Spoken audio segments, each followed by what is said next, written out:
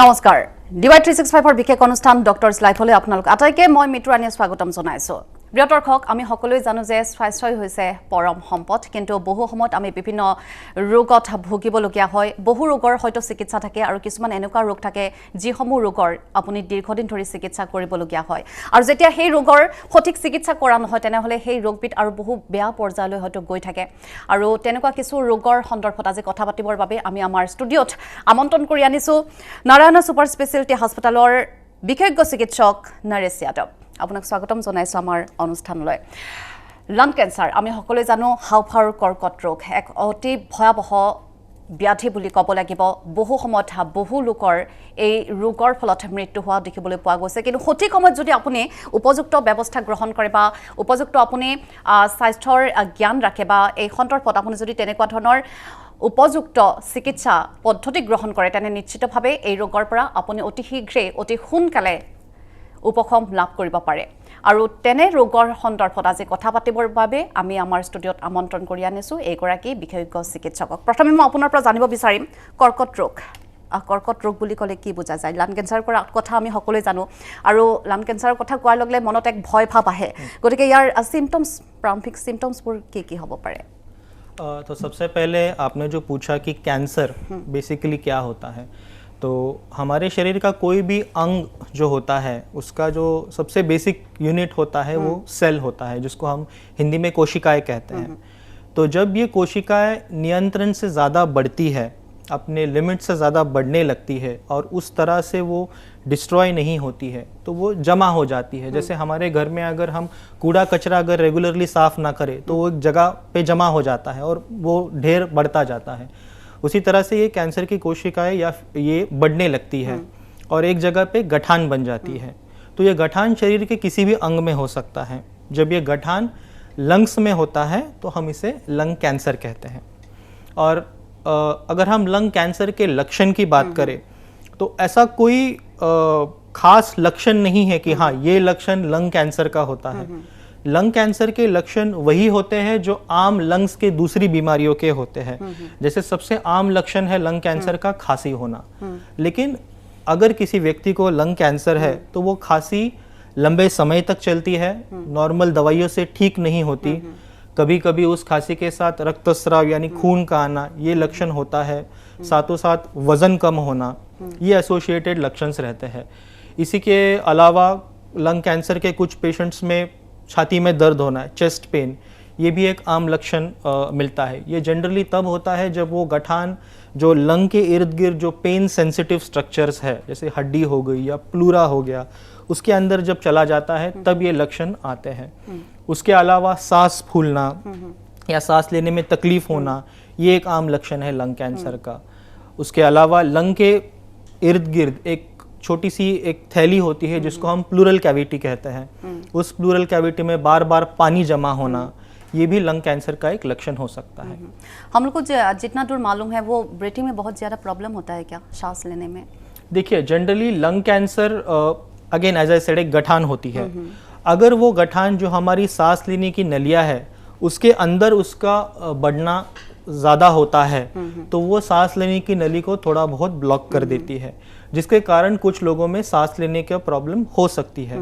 उसके अलावा जैसे मैंने पहले भी बताया कि लंग के बाजू में एक थैली जैसा स्ट्रक्चर होता है जिसे हम प्लूरल कैविटी कहते हैं। उस प्लूरल कैविटी में अगर पानी जमा हो जाए तो जब हम सांस लेते हैं तो जिस तरह से लंग फैलता है वो फैलने में वो पानी जमा होने की वजह से वो उस तरह से हमारा लंग्स फैल नहीं पाता, जिसकी वजह से सांस लेने के समय में दर्द और जो हम शॉर्टनेस ऑफ ब्रेथ कहते हैं या सांस लेने में दिक्कत होना वो होता है। वो कभी कभार हम लोग लॉन्ग टर्म वो खांसी जब होता है इंसान को तो उन्हें क्या डॉक्टर के पास जाना होता है, जाना चाहिए उसको क्या? लेकिन कभी कभार हम लोग देखते हैं कि शायद हम लोग को बुखार हुआ है, खांसी इसलिए मतलब हम लोग खांस रहे हैं, खांसी हुआ है, तो ऐसे होने में वो भी क्या एक सिम्टम्स होता है? हाँ, तो ये काफ़ी अच्छा सवाल पूछा है आपने कि जब कोई भी डॉक्टर कहता है खांसी हो गई तो खांसी तो बड़ी आम सी प्रॉब्लम है, तो हर खांसी के लिए क्या हमें कैंसर स्पेशलिस्ट के साथ जाना चाहिए? देखिए खांसी as a isolated symptom, as a एक सिम्टम ये किसी भी बीमारी एक बीमारी की तरफ आपको आपका लक्ष्य नहीं खींचता। खांसी ये इन्फेक्शन में भी हो सकता है, टीबी में भी हो सकता है, बहुत सारी बीमारियों में हो सकता है। लेकिन खांसी किस व्यक्ति में, उस व्यक्ति का क्या प्रोफाइल है और किस तरह की खांसी है और कितने लंबे समय से चल रही है। अगर एक यंग नौजवान लड़का है जिसको पिछले 4 दिन से बुखार है, उसके बाद अगर खांसी शुरू हुई है, तो संभावना ये है कि ये खांसी इन्फेक्शन की वजह से है, जो जनरली आप अगर ट्रीटमेंट नहीं भी करते हैं इन केस, तो एक 2 से 2.5 हफ्ते में ठीक हो जाती है, ज़्यादा से ज़्यादा। ट्रीटमेंट करते हैं तो 4 से 5 दिन में वो एंटीबायोटिक का अगर आप कोर्स लेते हो तो ठीक हो जाती है। लेकिन जनरली जो कैंसर की खांसी होती है या कैंसर की वजह से होने वाली खांसी होती है, वो लंबे समय चलती है। एक ऐसा व्यक्ति है जो सपोज उम्र के 55 या 60 साल में है, जिसने अपने यूथ में 30-35 साल स्मोकिंग किया है, उस व्यक्ति में अगर 3 या 4 हफ्ते के से ज़्यादा समय की अगर खांसी है, वो खांसी के लिए उसने बहुत से डॉक्टर्स को दिखाया है, कफ सिरप लेता है, ठीक हो जाती है, लेकिन दोबारा वापस आ जाती है, लंबे समय से चल रही है, कोई उसका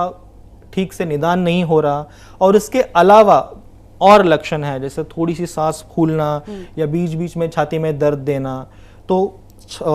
लंबे समय चलने वाली खांसी और उसके साथ ये बाकी लक्षण, ये हमें चेताते हैं कि इस पेशेंट को कोई गंभीर बीमारी हो सकती है। वो बीमारी कैंसर भी हो सकती है या टीबी जैसी कोई और बीमारी भी हो सकती है, लेकिन हाँ, लंबे समय चलने वाली खांसी, न ठीक होने वाली खांसी, ये एक गंभीर बीमारी के लक्षण होते हैं। या वो लंग कैंसर और टीबी दोनों में से डिफरेंस क्या होता है?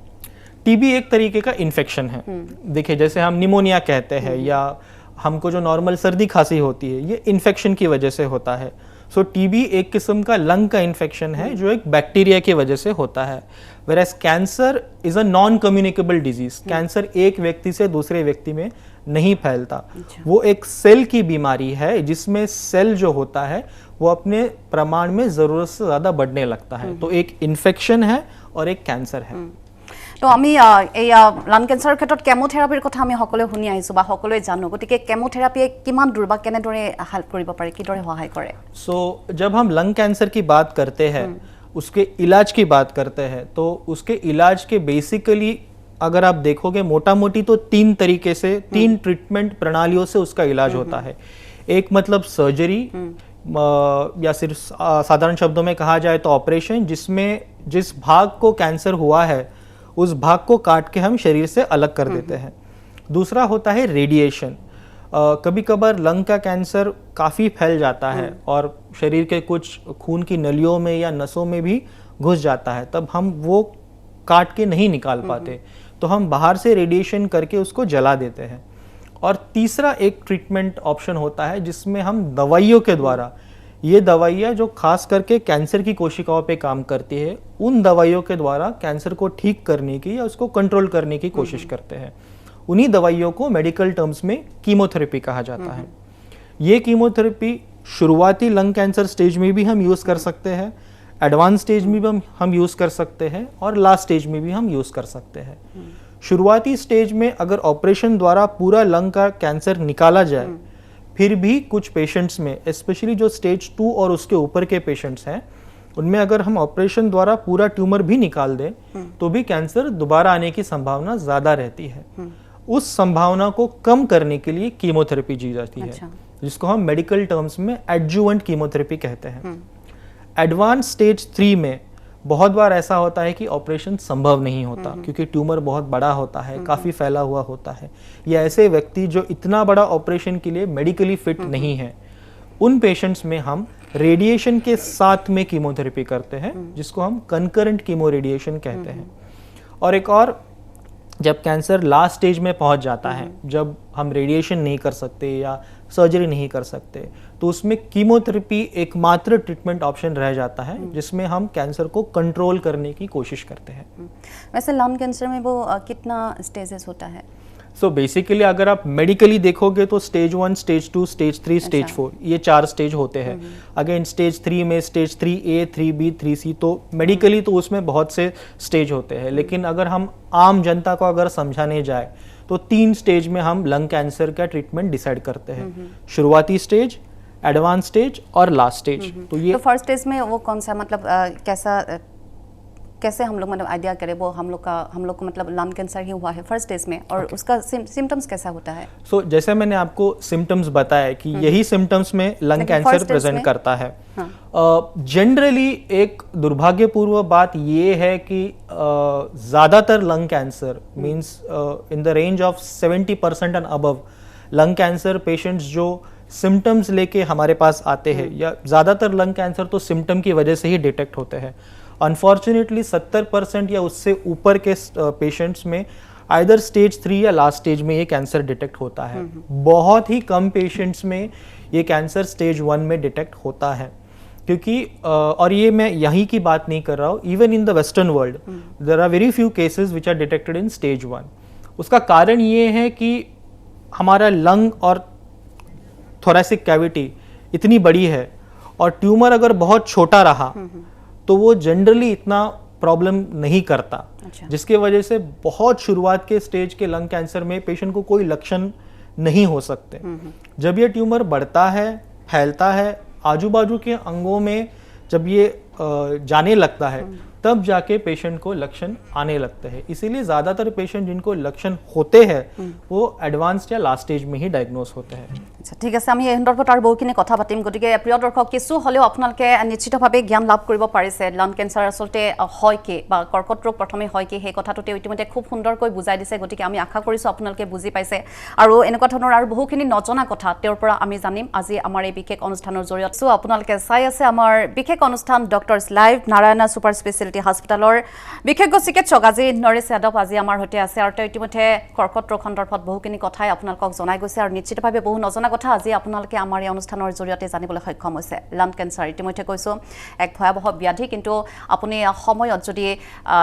স্বাস্থ্যসন্মত আপুনি যদি চিকিৎসা পদ্ধতি গ্ৰহণ কৰে তেনেহ'লে নিশ্চিতভাৱে এই ব্যাধিৰ পৰা আপুনি সম্পূৰ্ণৰূপে সুফল লাভ কৰিব পাৰিব, আৰু সেই সন্দৰ্ভতে বহুখিনি নজনা কথা আজি আমাক জনাই গৈছে বিশেষজ্ঞ চিকিৎসকগৰাকীয়ে। আমি বহুখিনি কথা পাতিছোঁ কেমোথেৰাপি সন্দৰ্ভত। কেমোথেৰাপিত কিবা ছাইড ইফেক্ট থাকিব পাৰে নেকি? सो कीमोथेरेपी बेसिकली जो हम ट्रीटमेंट करते हैं, जैसे मैंने बताया, वो एक तरीके के मेडिसिन होते हैं जो कैंसर को मारते हैं। तो बाकी ट्रीटमेंट्स की तरह कीमोथेरेपी के भी साइड इफ़ेक्ट होते हैं, बिकॉज कैंसर एक मुश्किल बीमारी है ट्रीटमेंट करने के लिए। इसीलिए जो ट्रीटमेंट उसके लिए दी जाती है वो भी थोड़ी सी पावरफुल होती है, थोड़ी स्ट्रॉन्ग होती है, जिसके थोड़े बहुत साइड इफ़ेक्ट होते हैं। सबसे आम साइड इफ़ेक्ट होना यानी उल्टी आना या उल्टी का भाव आना, कुछ पेशेंट्स में जो नर्व होती है, नसें होती है, उनमें झंझलाहट होना, ठीक है, आम लोग जो जानते हैं बालों का झड़ना, ये कुछ कॉमन साइड इफ़ेक्ट्स है कीमोथेरेपी के। लेकिन यहाँ पर मैं ये ज़रूर बताना चाहूँगा कि अगर सही तरीके से कीमोथेरेपी ली जाए, कीमोथेरेपी के बाद जो प्रिकॉशंस लेने होते हैं वो अगर सही तरीके से लिए जाए तो ऑलमोस्ट 90% कीमोथेरेपी के साइड इफ़ेक्ट माइल्ड और मॉडरेट होते हैं। सिर्फ 4 से 5% लोगों में कीमोथेरेपी की वजह से थोड़े से ज़्यादा साइड इफ़ेक्ट देखे जाते हैं, जो अगर आपके डॉक्टर वेल क्वालिफाइड है तो इजीली मैनेज कर सकते हैं। बहुत दिनों से मुझे सांस लेने में प्रॉब्लम हुई है, बहुत दिनों से खांसी हुई है, तो इसका मतलब ये है कि मुझे लंग कैंसर ही हुआ है या दूसरा कुछ भी हो सकता है? जी नहीं, जैसे मैंने बताया कि कोई भी लक्षण जो होता है वो स्पेसिफिक लंग कैंसर का नहीं होता। तो अगर किसी व्यक्ति को लंबे समय से सांस की तकलीफ है या खांसी की तकलीफ है तो उसको लंग में कोई बीमारी हो सकती है या इवन हार्ट में कोई बीमारी हो सकती है। इसीलिए अगर कोई भी तकलीफ अगर किसी व्यक्ति को लंबे समय से है तो ये ज़रूरी है कि वो अपने डॉक्टर से परामर्श करे। डॉक्टर उस कंप्लेन का नेचर जानकर पेशेंट के प्रोफाइल के हिसाब से क्या संभावित कारण हो सकते हैं उस लक्षण के, उसको ढूंढने की कोशिश करते हैं। कुछ व्यक्तियों में हार्ट के प्रॉब्लम की वजह से भी सांस लेने में तकलीफ या खांसी ये हो सकती है, तो वो आपका डॉक्टर जो है वो उसकी जांच करेंगे और वो पता करेंगे कि आपको एग्जैक्टली कौन सी बीमारी है। আমি বায়োপসিৰ কথা বহু মত শুনি আহিছোঁ লাং কেঞ্চাৰৰ ক্ষেত্ৰত, গতিকে বায়োপসিৰ অকণমান যদি এক্সপ্লেইন কৰি দিয়ে আপুনি দৰ্শকে বুজিবলৈ অকণমান সুবিধা হ'ব। सो बायोप्सी, ये नाम सुनकर काफ़ी लोग डर जाते हैं। मेरे भी काफ़ी पेशेंट्स हैं जो बायोप्सी ये शब्द सुन के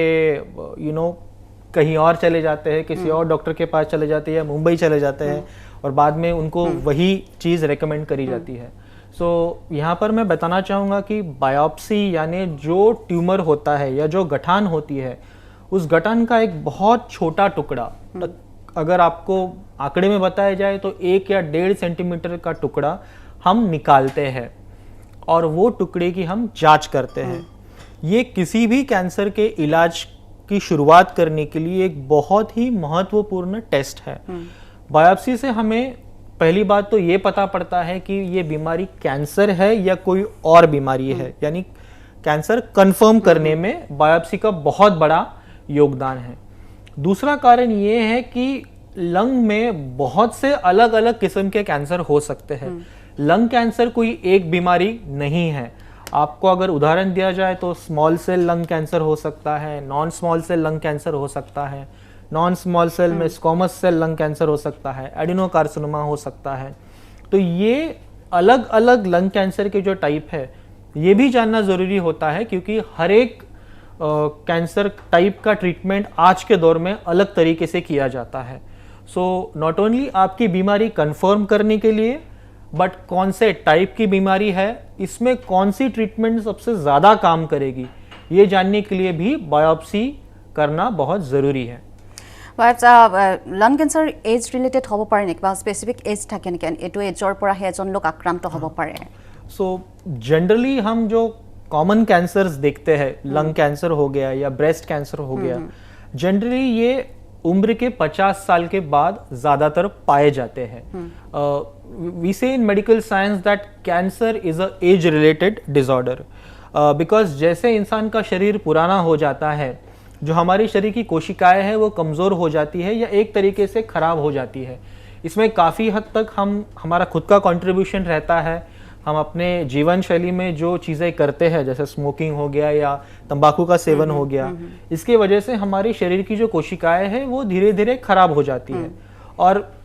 उम्र के साथ साथ ये खराबियां जो है वो बढ़ जाती है, जिसके कारणवश ज़्यादातर कैंसर उम्र के 50 साल के बाद देखे जाते हैं।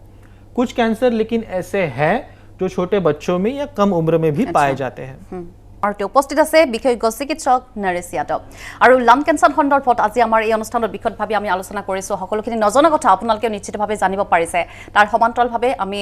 এই অনুষ্ঠানত আজি এটা কথা ক'ব বিচাৰিছোঁ যে আমাৰ টেলিভিছন স্ক্ৰীণত ইতিমধ্যে নাৰায়ণা ছুপাৰ স্পেচিয়েলিটি হাস্পতালৰ ফোন নম্বৰ দিয়া আছে। গতিকে আপোনালোকৰ যিকোনো সমস্যা সন্দৰ্ভত আপোনালোকে সেই ফোন নম্বৰত কল কৰিব পাৰে, আপোনাৰ সমস্যা সন্দৰ্ভত জানিব পাৰে আৰু পোনপটীয়াকৈ তেওঁলোকক কণ্টেক্ট কৰিব পাৰে, ডক্টৰৰ কথা আপোনালোকে সুধিব পাৰে। আৰু ইয়াৰ উপৰি সোমবাৰৰ পৰা শুকুৰবাৰ আপোনালোকৰ লাং কেঞ্চাৰ সন্দৰ্ভত যদি কিবা কথা জানিবলগীয়া আছে বা আপুনি যদি তেনেকুৱা এগৰাকী পেচেণ্ট হয়, তেনেহ'লে আপোনালোকে তাত যাব পাৰে। গতিকে সোমবাৰৰ পৰা শুকুৰবাৰলৈ আপোনালোকে যিকোনো মুহূৰ্তত গ'লেই তাত চিকিৎসক লগ পাবই। গতিকে আপোনাৰ সমস্যা সন্দৰ্ভত তেওঁলোকৰ সৈতে আপোনালোকে লগ কৰি পোনপটীয়াকৈ সুন্দৰকৈ কথা পাতিব পাৰিব। আমি পুনৰ আহিছোঁ আপোনাৰ ওচৰলৈ। কেমোথেৰাপিৰ কথা আমি ইতিমধ্যে কৈ আছিলোঁ। গতিকে লাং কেঞ্চাৰত যদি ফাৰ্ষ্ট ষ্টেজত এগৰাকী পেচেণ্টক যদি কেমো দিয়া হয় তেনেহ'লে পিছলৈকে এই ৰোগবিধ আৰু স্প্ৰেড হোৱাৰ চান্সেছ নাথাকে নেকি? সো প্ৰথমটো মই এইটো ক'ব বিচাৰোঁ কি মানে ফাৰ্ষ্ট ষ্টেজ বুলি কি হয়, মানে ষ্টেজ বুলি কি হয়। তো ষ্টেজ ক'বলৈ যায়তো মানে আমাৰ গাঁৱত বেমাৰটো কিমান ব্যাপি গৈছে, যেতি একেবাৰে ব্যাপি যোৱা নাই, এটা জেগাটো আছে, তেতিয়া আমি আৰম্ভ ষ্টেজত বেমাৰ আছে বুলি কওঁ। যেতিয়া বেমাৰ বেছি স্প্ৰেড হৈছে কিন্তু বেলেগ অংগত যোৱা নাই, তেতিয়া বাৰু আমি এডভান্স ষ্টেজ বুলি কওঁ। আৰু যদি লংছৰ কেঞ্চাৰ বেলেগ অংগত গৈছে, যদি লংছৰ কেঞ্চাৰ লিভাৰত গুচি গৈছে না লংছৰ কেঞ্চাৰ ব্ৰেইনত গুচি গৈছে, তেতিয়া বাৰু আমি লাষ্ট ষ্টেজ বুলি কওঁ। আপুনি ফাৰ্ষ্ট ষ্টেজৰ কথা কৈছা, তো ফাৰ্ষ্ট ষ্টেজ আমি খটাং কৰি তেতিয়াই গম পাম যেতিয়া অপাৰেশ্যন কৰাৰ পিছত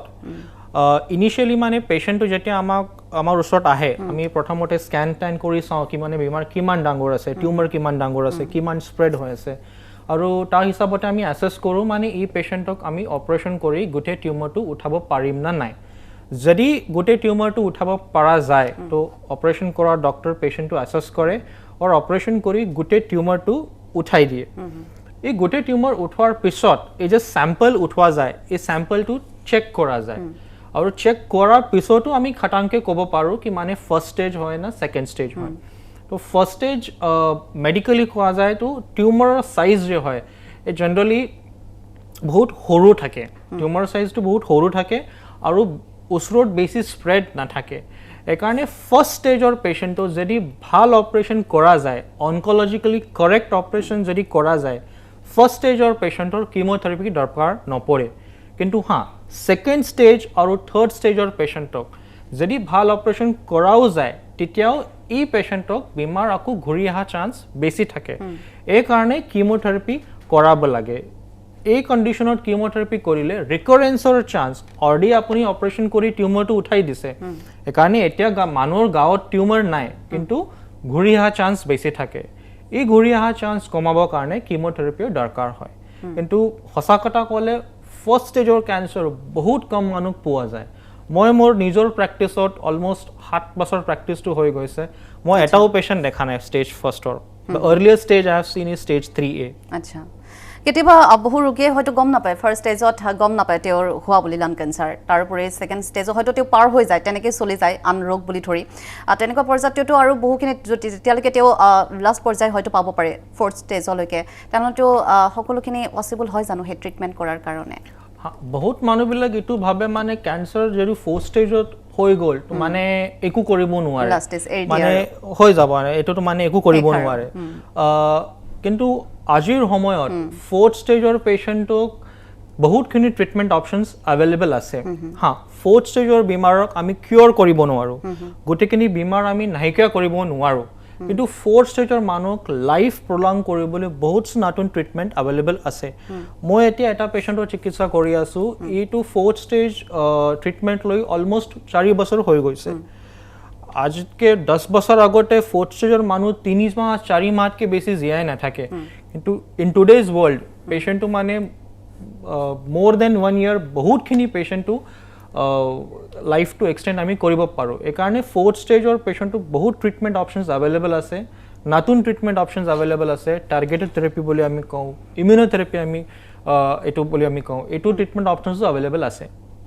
60-70 এজৰ এজন লোক যদি আক্ৰান্ত হয় তেনেহ'লে তেওঁৰ ট্ৰিটমেণ্টটো কেনেকুৱা ধৰণৰ হ'ব বা কেমোথেৰাপি তেওঁৰ ক্ষেত্ৰত কিমান দূৰ কাম কৰিব তেওঁৰ ক্ষেত্ৰত सो कीमोथेरेपी जो काम करती है वो एज डिपेंडेंट नहीं होती है अच्छा सिर्फ एक चीज़ है जैसे जैसे इंसान की उम्र बढ़ती है उसकी कीमोथेरेपी के साइड इफ़ेक्ट टॉलरेट करने की क्षमता जो है वो कम हो जाती है कीमोथेरेपी के साइड इफ़ेक्ट अगर कोई व्यक्ति 40 साल का है उसमें रिलेटिवली कम होंगे और अगर होंगे तो भी वो इजीली उसको सहन कर पाएगा वैसे अगर वही कीमोथेरेपी आप 70 या 75 साल के व्यक्ति को देते हैं तो साइड इफेक्ट होने की संभावना ज़्यादा होती है इसीलिए ये ज़रूरी है कि आप कीमोथेरेपी की ट्रीटमेंट एक स्पेशलिस्ट के अंडर ले क्योंकि वो पेशेंट को देख के उसकी जनरल हेल्थ को देख के ही निर्णय करता है कि इस पेशेंट को कौन सी कीमोथेरेपी रेजिमेंट देनी चाहिए किस डोज में देनी चाहिए इस व्यक्ति में कितने बुरे साइड इफेक्ट हो सकते हैं और उसको ना होने के लिए क्या ट्रीटमेंट शुरू में ही देना चाहिए अगर आप किसी ऐसे व्यक्ति से ट्रीटमेंट लेंगे जो उस फील्ड का स्पेशलिस्ट नहीं है तो अमूमन आप ऐसा देखेंगे कि जो एक्सट्रीम्स ऑफ एज है जो बहुत ही बुजुर्ग लोग हैं उनमें साइड इफेक्ट्स ज़्यादा मिलेंगे आपको बेसिकली আপুনি কৈছে যে যিবিলাক 50+ এজৰ লোক হয় তেওঁলোক বহু বেছি মানে খুব সোনকালে আক্ৰান্ত হ'ব পাৰে এই ৰোগ হ'ব পাৰে তেওঁলোকৰ 50+ নহয় মেইনলি 70+ মানুহ কিমোথেৰাপি দিয়াৰ সময়ত আমি অলপ we are very careful but 50 to 70 Indian population they do tolerate chemotherapy fairly lung cancer to hobo pare 50+ হোৱাৰ পিছত মানে বেছিকে yes most common it is above 50 কিন্তু আপনি চিলড্ৰেনৰ ক্ষেত্ৰতো কৈছে এই কথাটো চাইল্ড এজনো হ'ব পাৰে নেকি আক্ৰান্ত lung cancer generally সৰু বয়সত নহয় কমন ইমান নহয় তথাপি আমি মানে 30 to 45ত আমি কিছুমান পেশেন্ট পাইছো বাট মেজৰিটি হয় এটো অকুপেশন ৰিলেটেড হয় আৰু স্মোকিং হেভি স্মোকিং ৰিলেটেড হয় স্মোকিংৰ ক্ষেত্ৰত বেছিকে হয় কেতিয়াবা বহু বেছি বুকুৰ বিষ হয় বুকুৰ বিষ স্মোকিংৰ ক্ষেত্ৰত হোৱা যায় স্মোকিং বেছি কৰা সকলৰ ক্ষেত্ৰত গতিকে তেওঁলোকৰ আৰু কেনেকুৱা কি সিম্পটমছ হ'ব পাৰে বিশেষকৈ 30+ত যদি হোৱা যায় এজন ৰোগী আক্ৰান্ত যদি হয় সো মই যেনেকৈ আগতে কৈছো মানে কাহ যেটো নৰ্মেল মেডিচিনক ৰেসপন্স নিদিয়ে কাহৰ লগত তেজ ওলোৱা যায় কেতিয়াবা বুকুৰ বিষ হয় উশাহ ল'বতে কষ্ট পায় বাৰে বাৰে বুকুৰ ওচৰত পানী জমা হৈ থাকে এইবিলাক লক্ষণটো মানে আৰ্লি ষ্টেজত মানে আৰ্লি বয়সত কেঞ্চাৰ হ'লেও এইটো লক্ষণ হয় আৰু 50 প্লাছৰ যোন মানুহ কেঞ্চাৰ হয় এইটো লক্ষণ হয় মানে লক্ষণটো আপোনাৰ বয়সৰ হিচাপতে বেলেগ নাথাকে আৰু ষ্টেজৰ হিচাপতে বেলেগ নাথাকে কিছুমান আমি বেছিকেলি ধৰি লওঁ যে লাং কেঞ্চাৰ মানে সেই লোকজনে হয়তো ধূমপান খুব বেছিকৈ কৰে বা স্মকিং তেওঁ খুব বেছিকৈ কৰে সেইকাৰণে তেওঁ এই ৰোগত আক্ৰান্ত হৈছে কিন্তু স্মক নকৰা মানুহ এজনো হ'ব পাৰে নেকি আক্ৰান্ত বহু ক্ষেত্ৰত হোৱাও দেখা যায় কিন্তু সো বেছি ভাগ যে লং কেঞ্চাৰ পেশেন্ট আমি দেখা পাওঁ মেজৰিটি অফ দেম আৰ স্মোকাৰ্ছ কিন্তু কিছুমান মানুহ নন স্মোকাৰতো লং কেঞ্চাৰ পোৱা যায় কিন্তু তাখেতৰ পৰিমাণ বহুত কম হয় তাতো majority of the patient passive smoker হয় যে আমি সেকেন্ড হ্যান্ড স্মোকিং বিলাক যেটো কওঁ মানে ঘৰত কোনোবা মানুহ এটা স্মোক কৰি আছে তো পেছিভলি স্মোক ইনহেল কৰা যায় না লগৰ বন্ধুজনক যে স্মোক কৰে তাৰ লগত যদি বেছি টাইম স্পেন্ড কৰে এইবোৰ মানুহ পোৱা যায় যদি ফাৰ্স্ট হ্যান্ড আৰু সেকেন্ড হ্যান্ড স্মোকাৰো যদি নাথাকে তো কিছুমান অকুপেশনত ৰিলেটেড লং কেঞ্চাৰটো বেছিকৈ পোৱা যায় মানে যোনটো কামত এছবেষ্টছ এটা বস্তু থাকে যিটো মানে আমাৰ ৰুফ বনাবৰ কাৰণে ইউজ কৰা যায় বহুত ৱেষ্টাৰ্ণ কাণ্ট্ৰিত এইটো মেটেৰিয়েল বেণ্ড আছে তো এছবেষ্টছৰ বেছি এক্সপ'জাৰ থাকিলে লং কেঞ্চাৰৰ হোৱাৰ সম্ভাৱনাটো বহুত বেছি হৈ যায় সেকেন্ড পেট্ৰলিয়াম কম্বাশ্যন প্ৰডাক্টছ না ডিজেল কম্বাশ্যন প্ৰডাক্টছৰ যদি বেছি ইনহেলেশ্যন যদি হোৱা যায় তেতিয়া লং কেঞ্চাৰ হোৱাৰ চান্সটো বেছি থাকে এই কাৰণে যে মানুহ পেট্ৰলিয়াম ইণ্ডাষ্ট্ৰীত কাম কৰে না ডিজেল ইণ্ডাষ্ট্ৰীত কাম কৰে আৰু আজিকালি ইমান ভেহিকলছটো হৈ আছে কাৰণে যে পলিউশ্যন যে হয় যাতে মানে পেট্ৰলিয়াম এক্সষ্ট না ডিজেল এক্সষ্ট প্ৰডাক্টছ যিবিলাক থাকে এই কাৰণেও লং কেঞ্চাৰ হ'ব পাৰে নিশ্চয় আৰু বহুখিনি আমি কথা পাতিবলৈ বাকী আছে এতিয়া বহুকেইটা প্ৰশ্ন আছে এতিয়াও গতিকে এই অনুষ্ঠানত আমি আৰু বহুখিনি কথা পাতিম প্ৰিয় দৰ্শক ইতিমধ্যে আমি আপোনালোকক জনাইছোঁ আমাৰ সৈতে আছে আজি বিশেষজ্ঞ চিকিৎসক নৰেশ যাদৱ গতিকে লং কেঞ্চাৰ সন্দৰ্ভত বিশেষকৈ তেওঁ সকলোখিনি কথাৰ খুব সুন্দৰকৈ বুজাই গৈছে আপোনালোকক আৰু আমি আশা ৰাখিছোঁ আমাৰ এই অনুষ্ঠানৰ জৰিয়তে আপুনিও নজনা বহুখিনি কথা জানিবলৈ সক্ষম হৈছে বিশেষকৈ এই হাওঁফাওঁৰ কৰ্কট ৰোগ সন্দৰ্ভত হাওঁফাওঁৰ কৰ্কট ৰোগ কিদৰে হয় ইয়াৰ চিমটমছ কি বা কেনেকুৱা ধৰণৰ চিকিৎসা পদ্ধতি বৰ্তমান সময়ছোৱাত গতিকে এই সকলো সন্দৰ্ভত আমি আজি বিশদভাৱে কথা পাতিছোঁ আমাৰ এই বিশেষ অনুষ্ঠানত আজি উপস্থিত আছে আমি আমন্ত্ৰণ কৰি আনিছোঁ ষ্টুডিঅ'ত নাৰায়ণা ছুপাৰ স্পেচিয়েলিটি হাস্পতালৰ বিশেষজ্ঞ চিকিৎসক নৰেশ যাদৱ তেওঁ খুব সুন্দৰকৈ সকলোখিনি কথা বুজাই গৈছে ইয়াৰ লগতে আমি এটা কথা ক'ব বিচাৰিম যে নাৰায়ণা ছুপাৰ স্পেচিয়েলিটি হাস্পতালত কেৱল হাওঁফাওঁৰ কৰ্কট ৰোগেই নহয় সকলো ধৰণৰ ৰোগৰে খুব সুন্দৰকৈ চিকিৎসা কৰা হয় যিটো তাত উপস্থিত থাকে প্ৰতি মুহূৰ্তত বিশেষজ্ঞ চিকিৎসক গতিকে বিশেষকৈ সোমবাৰৰ পৰা শুকুৰবাৰলৈ প্ৰতিটো মুহূৰ্তত তেওঁলোক এভেইলেবল থাকে গতিকে আপোনালোকে যদি তেওঁলোকক কণ্টেক্ট কৰিব বিচাৰে তেনেহ'লে আমাৰ টেলিভিছন স্ক্ৰীণত ইতিমধ্যে আপোনালোকে দেখিছে নম্বৰ দিয়া আছে তেওঁলোকৰ হাস্পতালৰ গতিকে আপোনালোকে এই নম্বৰত কণ্টেক্ট কৰিব পাৰে আৰু চিকিৎসকৰ আপোনালোকে যিকোনো ৰোগ সন্দৰ্ভত পৰামৰ্শ ল'ব পাৰিব মই পুনৰ আহিছোঁ আপোনাৰ ওচৰলৈ বৰ্তমান যিহেতু আমি হাওঁফাওঁৰ কৰ্কট ৰোগ সন্দৰ্ভত কথা পাতিছোঁ কেমোথেৰাপি সন্দৰ্ভত কথা পাতিছিলোঁ গতিকে কিবা বিকল্প ব্যৱস্থা বৰ্তমান সময়ছোৱাত কিবা নিউ এডভান্স কিবা ট্ৰিটমেণ্ট তেনেকুৱা ধৰণৰ ওলাইছে নেকি সো কিমোথেৰাপিতকৈ বেলেগ বহুতখিনি নতুন ট্ৰিটমেণ্ট অপশ্যনছটো এতিয়া লং কেঞ্চাৰৰ পেচেণ্টৰ কাৰণে ওলাই আছে চবতকৈ মানে কমনলি আমি যিটো ইউজ কৰোঁ টাৰ্গেটেড থেৰাপি আৰু ইমিউন'থেৰাপি টাৰ্গেটেড থেৰাপি মানে ক'বলৈ যায় তো মানে প্ৰত্যেক কেঞ্চাৰ পেচেণ্টৰ কেঞ্চাৰৰ কাৰণ বেলেগ বেলেগ থাকে জেনেটিক লেভেলত কাৰণ বেলেগ বেলেগ থাকে আমি পেচেণ্টক বায়'পচি যেতিয়া কৰোঁ তো এই বায়'পচিৰ ওপৰত কিছুমান এডভান্স টেষ্টটো কৰা যায় মানে কিছুমান জেনেটিক লেভেলৰ টেষ্ট কৰা যায় আৰু এই কথাটো মানে এনে বহুত হাই-ফাই কথা নহয় এই কেছটো আমি ৰুটিনলি কৰোঁ এই টেষ্ট ইণ্ডিয়াত এভেইলেবল আছে আৰু ইমান বেছি তাকেতো দামী টেষ্টটো নহয় ভেৰি এফৰ্ডেবল টেষ্ট এই টেষ্ট কৰাৰ পিছত আমি এইটো ফাইণ্ড আউট কৰোঁ কি এইটো পেচেণ্টক কেঞ্চাৰ কি জেনেটিক চেঞ্জেছৰ কাৰণে হৈছে আৰু এইটো জেনেটিক চেঞ্জৰ ওপৰত বেছি ভাল কাম কৰাৰ থেৰাপি আমি এইটো পেচেণ্টক অফাৰ কৰোঁ এইটো থেৰাপিক আমি টাৰ্গেটেড থেৰাপি বুলি কওঁ টাৰ্গেটেড থেৰাপিৰ বেনিফিট কি হয় signs it is a very specific therapy অকল এইটো পেচেণ্টৰ কাৰণে এইটো থেৰাপি আমি দি আছোঁ এইটোৰ কাৰণে এইটো থেৰাপি এইটো পেচেণ্টক বেছি ভাল কাম কৰে আৰু ছাইড ইফেক্ট বেছি নিদিয়ে এইকাৰণে মানে targeted therapy is a very good option for eligible patients apart from chemotherapy. তাতকে বেলেগ আৰু এটা যে ট্ৰিটমেণ্ট অপশ্যন বহুত আমি কমনলি ইউজ কৰোঁ এইটো হয় ইমিউন'থেৰাপি